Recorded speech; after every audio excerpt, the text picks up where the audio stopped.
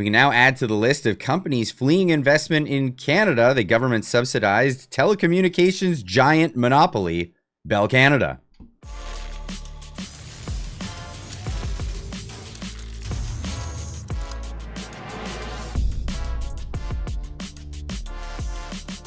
Ladies and gents, welcome back. Well, we've been hearing it all over the news. Canadians are staying away from America. They're not going there to vacation, and even companies are not going to go there to bring their conferences. This is what we're seeing from the propagandists over at CBC. Multiple North American-based organizations have chosen to relocate their upcoming conferences, either partially or fully, after members expressed safety concerns about traveling to the United States of America. This is, it's all a lie. I was recently in the United States of America. There was no problem. I have friends that travel quite frequently back and forth, and never an issue, but that's not going to stop them from writing articles like this. Now, what happens really to investment and these North American-based organizations? Are they relocating? Well, they are relocating from Canada. They're relocating to the United States. Now, this is a trend, and it starts from the top. Of course, it starts from the top. Here's Mark Carney. He was one of the very first in this new administration to move his own businesses to the United States to get away from, well, his own taxes, of course. That's the failing economy of the Liberals over the past 10 years that we're walking into a fourth term for, but that's not it. This is news today. Bell Canada scraps Labrador high-speed internet project. Plans to invest in the United States. Kirk Lubermoff adding to this, it's bad when Canadian companies who have a nearly monopoly in Canada and still get money for projects decide to cancel them and just invest in the United States. That's what they're doing. They're just taking off. Now, of course, Toronto Star reporting on this one. They're all uppity about it, and they should be. They really ought to be in this. Bell Canada scraps a Labrador high-speed internet project. Plans to invest in the United States. Now, this is never going to be able to pronounce that. Government, no, I'm not going to start. Government announced Bell had canceled the contract for the project, which came to the Inuit government as a shock and a deep disappointment. Absolutely a deep disappointment. Bell Canada's cancellation of the $32 million contract to expand high-speed internet and cell service in Labrador's north coast comes to the telecommunication giant as has confirmed plans to expand southward in the United States. That's right. They're going to the United States. Wow, this is crazy. After receiving millions in government subsidies for the Labrador North wireless broadband project, Canada's largest communication company says it's no longer feasible to complete the expansion due to rising costs and competition. Hold on, wait, there's competition way up there in the north? Would that happen to possibly be, Telesat, light-speed internet? No, that was just billions of dollars thrown in the trash by the Canadian government. No, it's probably because, and the article doesn't really even allude to it, but it's probably because of Elon Musk and his Starlink, and it's so much more affordable, actually. It's considerably more affordable. On May 6th, again, I can't pronounce that, Nunavut government announced Bell had canceled the contract for the project, which came to the Inuit government as a shock and deep disappointment.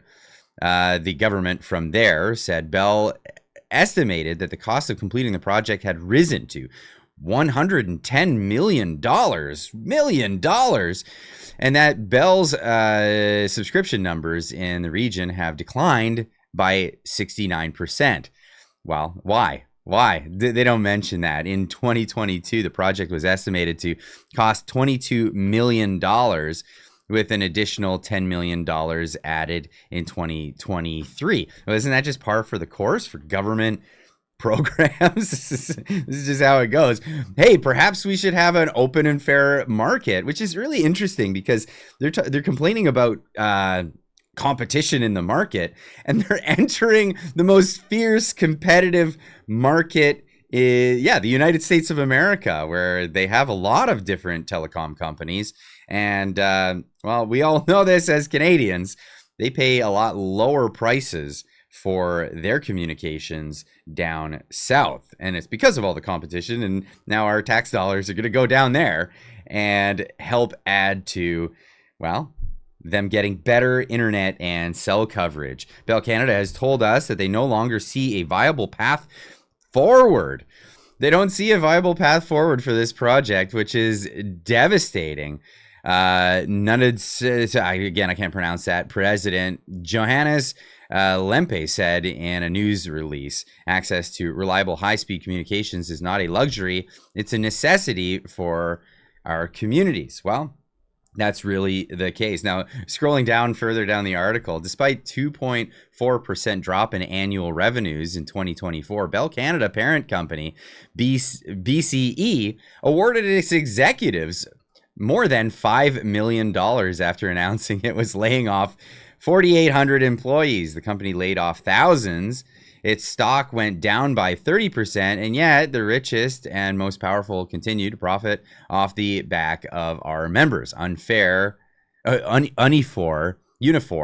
National President Lana Payne said in a statement April 3rd. This is the reality of the situation. It just keeps happening. What are we going to do? What are we going to do about it? Well, a lot of Canadians are not going to do much at all. Now, Starlink, by contrast, offers high-speed internet to customers on Labrador's north coast, but doesn't provide cell and landline services, Evans said. Plus, the company doesn't have a phone number customers can call for immediate technical support.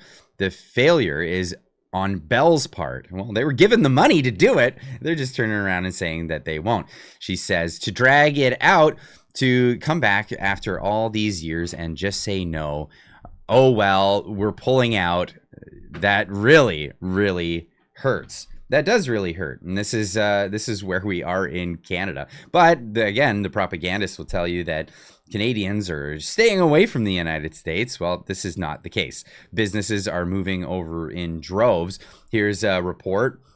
U.S. lawmakers are introducing Canadian Snowbirds Visa Act to allow Canadians over 50 to stay in the U.S. without a visa for up to 240 days, up from the current 182 days, in a bid to revive Canadian tourism to the United States. And I'm pretty certain a lot of people are taking them up on that. It still gets cold in Canada, and our seniors still like to take their money and expatriate it so that our tourist industry doesn't get any of that. It's a boomer thing. It's a thing that's happening. Now, a lot of people are actually trying to relocate their families, and this is just a normal move as things have been moving forward for many Canadian families. The answer is moving to the U.S. or out of impulse, but with intention. Tune in. They're not quite ready. We see a lot of clients who are making the move potentially to enhance their children's lives. Any parent who understands that this is the opportunity that I can give to my children, it really propels them into doing that. The other thing that I've noticed too is we have a lot of Canadians who have big businesses in Canada. They're not quite ready to sever Canada for the US. And what they're doing is they're opening a subsidiary in the United States. Yep. Some of them are taking key employees from their Canadian operation, moving them to the US, and they're starting to build the US business. And I think down the road, once that gets to where they want it to be, potentially they may shut down the Canadian operation and just roll over into the US one. Looks like that seems to be a plan for a lot of business owners in Canada. Transition slowly and then all at once. This is really the thing. Now, of course, Mark Carney making his announcement of where the economy is going to go in Canada. We will remove federal barriers to internal trade by July 1st to help unleash the full potential of Canada. We will work with provinces, territories, and Indigenous groups to identify projects that are in the national interest, projects that will connect Canada, deepen our ties with the world, and grow our economy for generations. We'll make the Canadian government a catalyst for these projects, not an impediment.